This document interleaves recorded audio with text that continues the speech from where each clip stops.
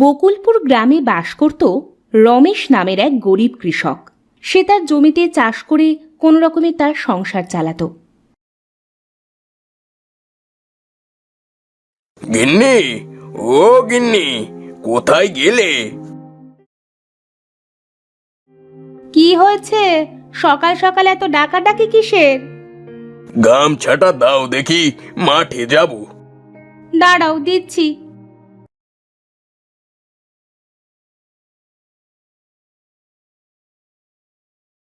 ঘরে তো তেলটাও শেষ হয়ে আসছে। তোমার সরিষা ক্ষেতের তো কোনো খবরই নাই। না গো গিন্নি, ও কথা বলো না। বিধাতা মনে হয় এবার আমাদের দিকে মুখ তুলে তাকিয়েছেন। এইবার সরিষা গাছগুলো অনেক ভালো হয়েছে। আমি একটু মাঠের দিকে গেলাম, মাঠ থেকে এসে ভাত খাবো। তাড়াতাড়ি ফিরে এসো, কচু শাক ভাতে বসিয়েছি। ঠান্ডা হলে তো আর তোমার মুখে উঠবে না। ঠিক আছে গিন্নি, আমি তাড়াতাড়ি চলে আসবো।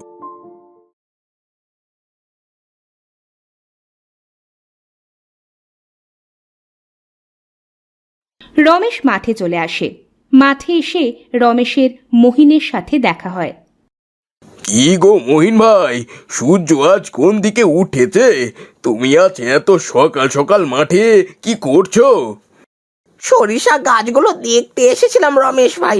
আমার সরিষা গাছগুলো একদম ভালো হয়নি। এইবার সরিষা ভালো না হলে যে না খেয়ে মারা যাব। সে কি কথা মহিন ভাই, আমরা হলাম চাষা। আমরা যদি এত সহজে নিরাশ হয়ে পড়ি তাহলে তাহলে কি করে চলবে গো? কি করব ভাই, ক্ষেতের দিকে তাকালে মনটা খারাপ হয়ে যায়। ও নিয়ে তুমি একদম চিন্তা করো না। জমিতে কয়েক ঝুড়ি গোবরের সার দিয়ে সেচ দিয়ে দাও, দেখবে খেতে প্রাণ ফিরে আসবে। সার না হয় দেবো, কিন্তু এখন জল কোথায় পাবো? ও নিয়ে তুমি চিন্তা করো না ভাই। আমার ক্ষেতের পাশে ওই পুকুর থেকে তোমার যত জল লাগে নিয়ে নিও। তাহলে তো ভালোই হলো ভাই। আমি এক্ষুনি বাড়ি গিয়ে সারগুলো নিয়ে আসি, তারপর তোমার পুকুর থেকে পানি দিয়ে দেবো জমিতে।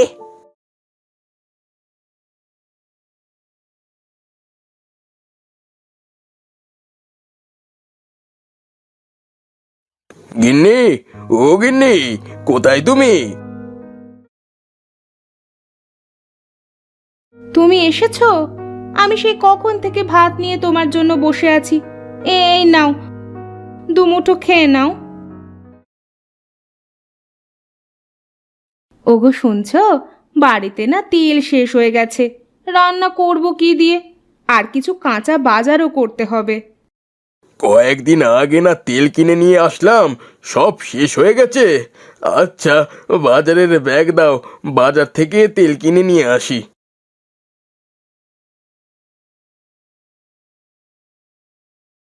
বাবা বাবা, ও বাবা, আমার জন্য বাজার থেকে মোজা কিনে আনবে কেমন? আচ্ছা বাবা, ঠিক আছে, আমি তোমার জন্য বাজার থেকে মোজা কিনে নিয়ে আসবো।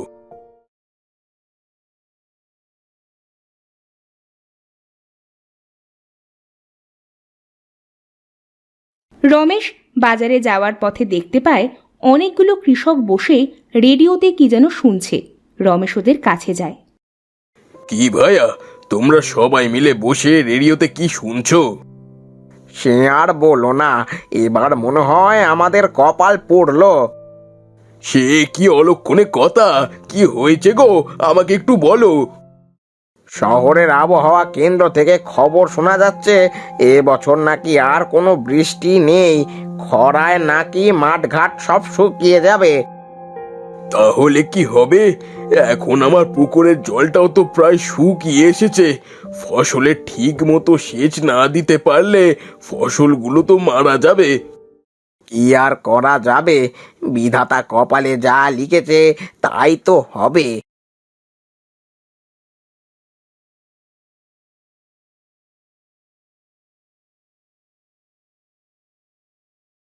দাদা, আমাকে 1 কেজি সরিষার তেল দাও দেখি। সে কি, তুমি কোন দেশে থাকো জানো না বাজারে কোথাও তেল নেই? সে কি, বাজারে তেল নেই মানে তেলগুলো সব কোথায় গেল? সামনে খরার মৌসুম, মাঠ থেকে আর সরিষা হবে না, তেলও হবে না। তাই খরার মৌসুমের পর তেলগুলো চড়া দামে বেচার জন্য ব্যবসায়ীরা তেলগুলো বাজারে বাজারে ছাড়ছে না। এসব কথা শুনে রমেশ বাড়ি চলে আসে। কিছুদিন পর শুরু হয় ভীষণ খরা। খরায় মাঠ ঘাট পুকুর সব শুকিয়ে যায়। হে বিধাতা, তুমি আমাকে কোন বিপদের মধ্যে ফেললে? খরায় সব ফসল নষ্ট হয়ে যাচ্ছে।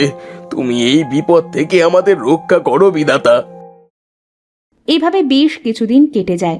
রমেশের পুকুরের পানিও শেষ হয়ে যায়। রমেশ মাঠে গিয়ে দেখে মহিন জমির পাশে মাথায় হাত দিয়ে বসে আছে। মহিন ভাই, দুঃখ করো না, বিধাতা আমাদের সাহায্য করবেন। যদি 2-1 দিনের মধ্যে বৃষ্টি না হয় তাহলে ফসলগুলো সব নষ্ট হয়ে যাবে। আর ফসলগুলো নষ্ট হয়ে গেলে আমরা যে না খেতে পেয়ে মারা যাব। বাজারে তেলও পাওয়া যাচ্ছে না। শুকনো রুটি খেয়ে আর কয়দিন কাটাবো বলো?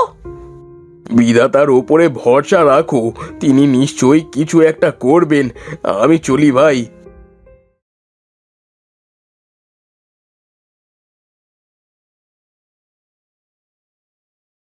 কি হয়েছে গিন্নি? তোমাকে অনেক চিন্তিত দেখাচ্ছে। কিসের এত চিন্তা করছো? ছেলেটাকে নিয়ে অনেক চিন্তা হয় বুঝলে। আজ ওর 7 বছর পূর্ণ হলো, কিন্তু দেখো ওর কেমন রোগা পাতলা শরীর, আর ও একটুও বাড়ছেও না। তুমি তো বলেছিলে এবার সরিষা উঠলে ওকে ডাক্তারের কাছে নিয়ে যাবে। সরিষাটাও তো এবার হলো না। ছেলেটাকে নিয়ে যে কি করি এসব ভেবে আমার রাতে ঘুম হয় না। তুমি কাল ওকে রতন ডাক্তারের কাছে নিয়ে যাবার ব্যবস্থা করো। তুমি একদম চিন্তা করো না, আমি কালই ওকে রতন ডাক্তারের কাছে নিয়ে যাব। পরদিন সকালে রমেশ ছেলেকে নিয়ে রতন ডাক্তারের কাছে যায়।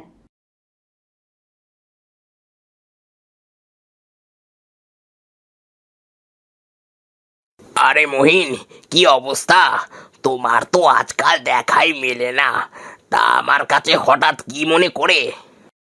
ডাক্তার বাবু, ছেলেকে নিয়ে অনেক বিপদে আছি। ছেলেটার 7 বছর পূর্ণ হয়ে গেছে, কিন্তু একটুও বাড়ছে না। ঠিকমতো খাওয়া দাওয়াও করে না। ছেলেটাকে নিয়ে আমার বড্ড চিন্তা। সে কি কথা? আমি থাকতে তোমার চিন্তা কিসের? এমন ওষুধ দেব, দেখবে তোমার ছেলে হড় হড় করে তাল গাছের মতো লম্বা হয়ে যাবে। সত্যি ডাক্তার বাবু, এমন ওষুধও আছে? থাকবে না কেন? সব আছে আমার কাছে, সব রোগের ওষুধ আছে। তবে দেন দেন, ওষুধটা আমাকে দেন। এই না ওষুধ, তবে মনে রেখো নিয়মের বাইরে খাওয়ালে চলবে না। প্রতিদিন সকালে ও রাতে খাওয়ার আগে 1 চামচ করে খেতে হবে। তাহলে দেখবে তোমার ছেলে হরর করে তাল গাছের মতো লম্বা হয়ে যাবে।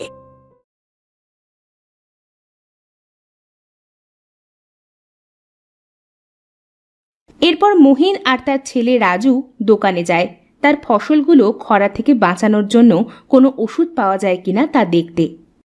কি গো রমেশ দাদা, কি ওষুধ লাগবে তোমার? বলছিলাম কি রাজু দাদা, খরার থেকে ফসল বাঁচানোর জন্য কোনো ওষুধ আছে কি? থাকলে দাও দেখি আমাকে। এমন কোনো ওষুধ তো আমার কাছে নেই, তবে এই ওষুধটা নিয়ে যাও। এটা খেতে স্প্রে করলে ফসল কিছুদিন পানি ছাড়া বাঁচতে পারবে। তবে তাই দাও, ওষুধগুলো খেতে দিয়ে দেখি, যদি কিছুদিনের মধ্যে বৃষ্টি হয় তাহলে ফসলগুলো বেঁচে যাবে।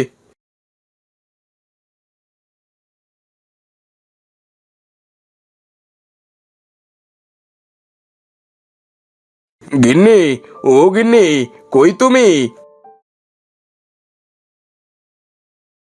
তুমি এসেছো? তা কি বললো ডাক্তার? ডাক্তার মশাই আমাকে একটা ওষুধ দিয়েছেন। এই ওষুধটা নিয়ম করে খাওয়াতে হবে, তাহলে আমাদের ছেলে একদম ঠিক হয়ে যাবে। প্রতিদিন সকালে আর রাতে খাবার আগে 1 চামচ করে খাওয়াবে। আর রাজুদার দোকান থেকে ফসলের জন্য ওষুধ নিয়ে এসেছি। এই ওষুধ ফসলের জমিতে দিলে ফসল পানি ছাড়াও কিছুদিন বেঁচে থাকবে। আচ্ছা আচ্ছা, ঠিক আছে, ওষুধগুলো আমাকে দাও।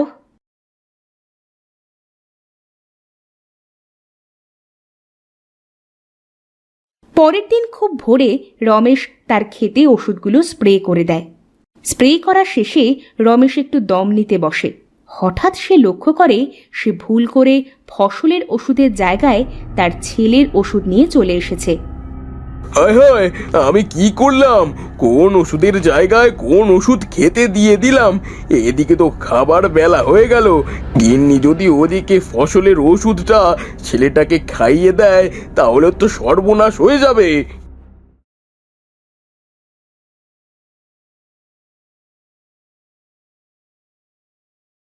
দেখেছো দেখেছো কাণ্ডটা তোমার? তোমাকে দিয়ে একটা কাজও ঠিকভাবে হয় না।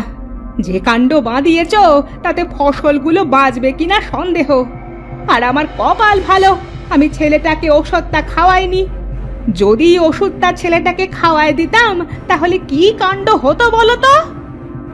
গিন্নির বকা শুনে রমেশ মন খারাপ করে ঘরে চলে আসে।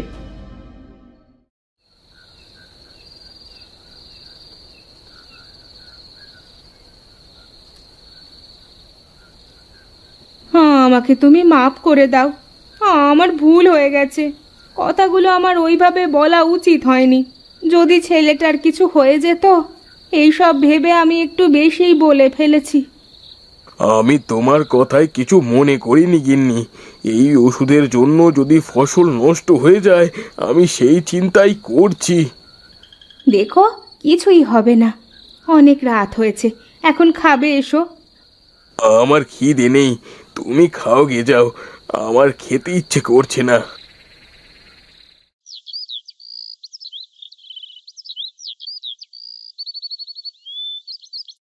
পরের দিন সকালে রমেশ ঘুম থেকে উঠে মাঠে গিয়ে দেখে তার সরিষা গাছগুলো হঠাৎ করে তাজা হয়ে উঠেছে, আরো অনেক বড় হয়ে গেছে। আর গাছগুলো থেকে তেল বেয়ে বেয়ে পুকুরে গিয়ে জমা হচ্ছে। এসব দেখে তো রমেশ ভীষণ খুশি হয়। রাতারাতি গাছগুলো এত বড় হলো কিভাবে? আর গাছগুলো দিয়ে তেল বা ঝরছে কেমন করে? ও, বুঝতে পেরেছি, সবই ওই ওষুধের কারসাজি। যদি পুকুর ভর্তি তেল হয়ে যায় তাহলে তো অনেক ভালো হবে। যাই যাই, বাড়ি গিয়ে গিন্নিকে ডেকে আনি।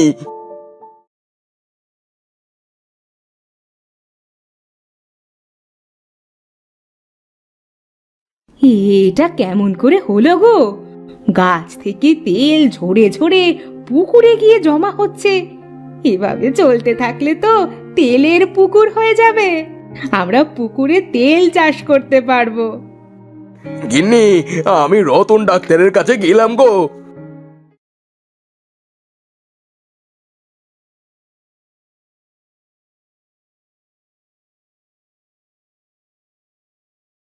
ডাক্তার মশাই, আমাকে ওই কালকের ওষুধটা দিন। কাল যে ওষুধ নিয়ে গেলে একদিনে শেষ।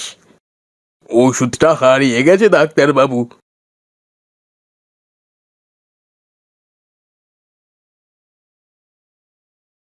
এরপর রমেশ ওষুধ নিয়ে তার ক্ষেতে স্প্রে করতে শুরু করে। আর ধীরে ধীরে তার পুকুর ভর্তি তেল হয়ে যায়। কিছুদিন পর শহর থেকে দুজন ব্যবসায়ী রমেশের কাছে আসে। রমেশ ভাইয়া, বাড়িতে আছো? কে ভাই আপনারা? আমরা শহর থেকে এসেছি তোমার তেল কিনতে। না ভাই, আমি তেলগুলো গ্রামেই বিক্রি করব। গ্রামে কোথাও তেল পাওয়া যাচ্ছে না। আমি অল্প দামে তেলগুলো গ্রামের মানুষের কাছে তেল বিক্রি করব। তুমি এই অসম্ভব কাজ কেমন করে করলে? সবই আমার রোগা ছেলের কেরামতি।